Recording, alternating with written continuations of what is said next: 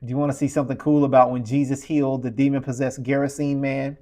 In Luke chapter 8, verse 27, it reads, "And as he stepped out on land, there met him a man from the city who had demons. For a long time he had worn no clothes. He had lived not in a house, but among the tombs." So the demon-possessed man, he was naked and he lived among the dead.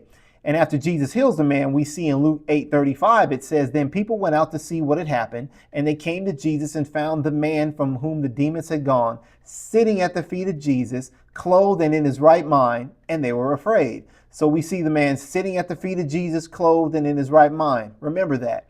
How are unbelievers described in the Bible? Well, Revelation 16 describes unbelievers as naked because they lack Christ's righteousness. In Genesis 3, Adam and Eve's nakedness symbolizes the shame and separation from God. The prophets in the Old Testament often describe pagan nations being stripped naked in judgment. And in the parable of the wedding banquet, those lacking the wedding garments are equated to being spiritually unclothed. Well, how are Christians described in the Bible? Well, Ephesians 2:6 says that God has seated us with him in the heavenly places in Christ Jesus. Galatians 3:27 says we have clothed yourself with Christ.